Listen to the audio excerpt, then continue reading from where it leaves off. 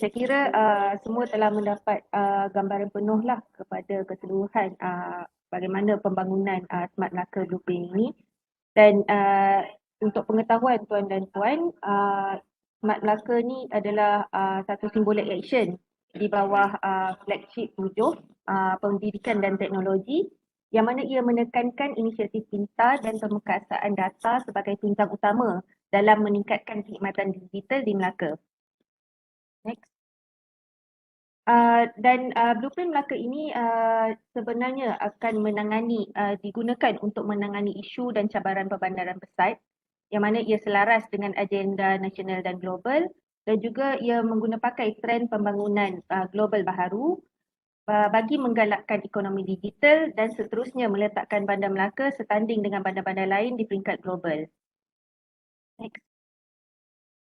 Jadi Blueprint Melaka Pintar ini telah diluluskan oleh Majlis Digital Melaka, yang mana pihak MIC telah membentangkan kepada Majlis Digital Melaka (MELDIC) pada 29 Mac yang lalu, yang mana ia dipengerusikan oleh Ketua Menteri Melaka sendiri, Yang Amat Berhormat Datuk Seri Utama Haji Sulaiman bin Mat Ali, dan juga ahli-ahli majlis, setiausaha kerajaan negeri, penasihat undang-undang dan pegawai kerajaan negeri.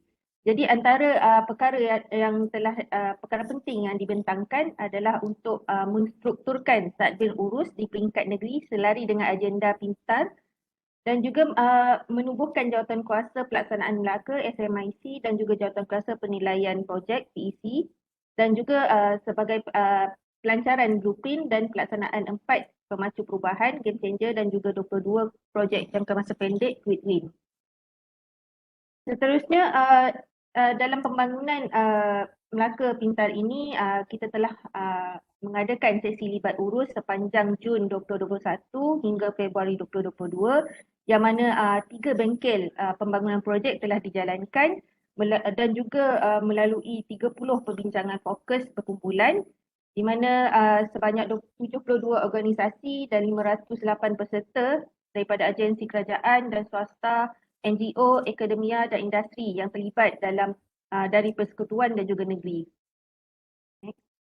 Jadi apa yang kita kenal pasti di sini, antara faktor perubahan yang mendorong ke arah bagaimana Melaka ingin mencapai status Melaka Pintar adalah dari segi kecekapan servis kerajaan dan ekonomi, dan juga kemunculan teknologi digital dan pengurangan risiko cyber, dan juga mobility for IR dan capaian pelbagai mod mobility pintar, di mana kesediaan komuniti juga untuk transformasi digital bagi menyokong kehidupan secara digital untuk kehidupan yang lebih baik, dan juga alam bina pintar dan pemeliharaan biodiversiti. Jadi seterusnya, Melaka Pintar 2035 telah menggariskan visi dan misi yang mana visi blueprint ini adalah Melaka Pintar, lestari, berdaya huni dan berdaya tahan. Dan juga misi bagi blueprint ini adalah ke arah Melaka Pintar, warisan dunia menjelang 2035. Okey, di sini terdapat 5 teras yang menyokong kepada visi dan misi ini, yang mana kita lihat di sini. Pertama adalah perkongsian pintar, smart partnership.